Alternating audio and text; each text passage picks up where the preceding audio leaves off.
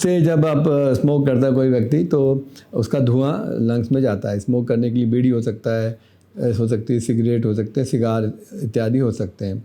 तो जब इसमें जो टोबैको रहता है, निकोटीन रहता है और दूसरे पार्टिकल होते हैं, जब बर्न होता है तो इनहेल करने से डीप ब्रेथ में वो पूरा का पूरा पार्टिकल लंग्स के अंदर जाते हैं और हमारी बॉडी को नुकसान करते हैं। इसमें मुख्य समस्या होती है निकोटीन एडिक्शन की। एडिक्शन, बॉडी में निकोटीन जाता है तो बॉडी माइंड पे इसका इफेक्ट आता है। निकोटीन रिसेप्टर्स हमारे ब्रेन में होते हैं, तो निकोटीन की मात्रा मिलने पे, प्रॉपर डोज मिलने पे ब्रेन एक्टिवेट होता है और जब आपने स्मोकिंग छोड़ी कुछ घंटों बाद उसका निकोटीन का लेवल नीचे हो जाता है। तो ऐसे की स्थिति में व्यक्ति को दोबारा स्मोक करना पड़ता है, दोबारा उसको निकोटीन को टॉप अप करने के लिए स्मोक करता है। तो इस तरह एडिक्शन बनता जाता है। तो जो स्मोकर्स हैं, जो लोग हैं जो बीड़ी और सिगरेट पीते हैं और लगातार उनको फिर एडिक्शन जब हो जाता है तो लगातार बैक टू बैक उनको सिगरेट और बीड़ी पीना पड़ता है। तो ऐसे कोई भी व्यक्ति जो हैवी स्मोकर है उनसे कहीं ज़्यादा गंभीर बीमारियाँ होती हैं और ये जो चेंजेस हैं ग्रेजुअली परमानेंट होते चले जाते हैं।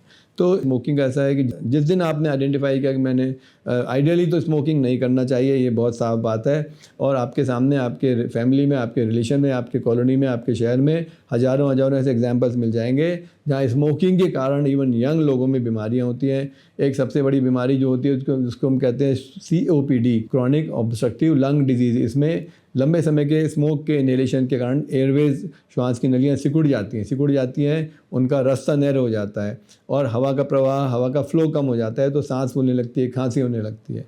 ये तो पहला हो गया। परंतु जब COPD को होने में भी 15 से 20 साल लग जाते हैं। उसके बाद में स्ट्रक्चर डैमेज होने लगता है, लंग्स के अंदर बुल्ले बनने लगते हैं, बुल्ले रप्चर होकर न्यूमोथोरैक्स क्रिएट कर सकते हैं। उसके साथ साथ जो निकोटीन एडिक्शन है वो आपको नुकसान कर रहा है।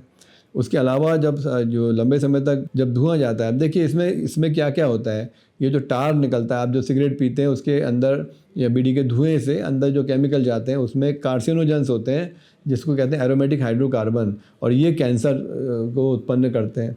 तो धीरे धीरे करके कैंसर की रिस्क बढ़ती चली जाती है। स्मोक ज़्यादा तो सांस लेने से नाक में, लंग्स में जाता है, परंतु इसके दुष्प्रभाव से माउथ में कैंसर होता है, लिप में, टंग में, पैलेट में और श्वास की नली में होता है, फूड पाइप में होता है, स्टमक में होता है, लंग्स में होता है। पूरे शरीर में कहीं भी कैंसर हो सकता है केवल स्मोक करने से। तो यदि स्मोकिंग ज़्यादा हो गई है तो फिर तो आप मान के चलिए कि बहुत मुश्किल है। और हम लोग रोज़ देखते हैं कैंसर के पेशेंट, यंगस्टर्स में भी देखने में आ रहा है, 40-45। रिसेंटली एक 35 साल की यंग लेडी में हमारे यहाँ कैंसर का डिटेक्शन निकला। तो ये बहुत ख़राब है। दूसरा, यदि कुछ समय ही स्मोक किया है, लाइट स्मोक किया है, तो आप अभी तक संभवतः बचे हुए हैं और आज से ही आप उसको स्मोकिंग छोड़ना होगा। और बहुत आसान है स्मोकिंग छोड़ना, क्योंकि जो ऐसा लॉस है इसका कोई रिपेयर नहीं हो सकता। आपने हैवी स्मोकिंग जब कर ली, इररिपेरेबल लॉस टू द बॉडी। तो इसलिए बहुत बहुत आवश्यक है कि ये एक ऐसा दुश्मन है जिसका कोई सानी नहीं, कोई तोड़ नहीं है। तो ऐसे में क्यों करना चाहेंगे स्मोकिंग आप? ऐसे में क्या मिल रहा है उसे स्मोक करने से कि आप अपने आप में जान जोखिम में डाल रहे हैं?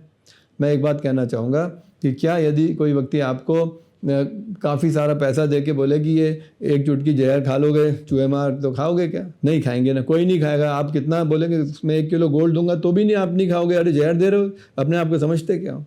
पर ये क्यों भूल रहे हो कि आप जो पी रहे हो, सिगरेट पी रहे हो, बीड़ी पी रहे हो, सिगार पी रहे हो, वो जहर ही तो है। धीरे धीरे एक्यूमुलेट होगा। जिस दिन कैंसर हुआ, जिस दिन सांस का रोग हुआ, जिस दिन हार्ट अटैक हुआ, और एक बात और, स्मोकिंग से हार्ट अटैक होता है, कार्डियक डिजीज़ होती है, ब्रेन के अंदर ब्लड वेसल की डिजीज़ होती है, हेमरेज होता है, ब्रेन में इन्फार्क्ट होता है। ये आपके कैंसर अकेले नहीं, cancer, COPD, heart attack, ageing होने लगती है, आपकी शरीर में झुर्रियाँ आने लगती हैं, इनफर्टिलिटी हो जाती है, नींद उड़ जाती है, इंसोम्निया हो जाता है। इसके अलावा स्मोकिंग से पर्सनैलिटी डिसऑर्डर हो जाता है।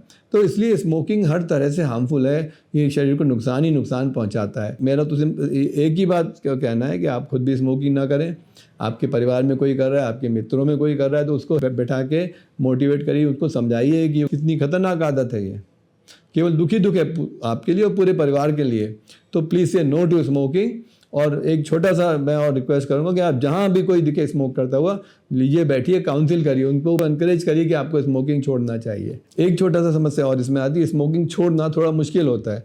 क्यों मुश्किल होता है? क्योंकि स्मोकिंग का जो निकोटीन है सिगरेट बीड़ी में, वो एडिक्टिंग होता है। तो एडिक्टिंग इसीलिए शराब भी नहीं छोड़ पाते हैं। छोड़ना चाहते हैं पर शराब का भी असर दिमाग पे होता है। तो निकोटीन का असर भी, निकोटीन रिसेप्टर्स ब्रेन में होते हैं, उन पर होता है। तो एक सर्टेन लेवल ऑफ निकोटीन अगर नहीं हुआ बॉडी में तो फिर वो इरिटेबिलिटी होती है, लैक ऑफ कंसंट्रेशन होता है, फोकस बिगड़ता है, इरिटेबिलिटी, तो इसलिए लोग पीते हैं। परंतु इससे बाहर आने के लिए टीम वर्क चाहिए।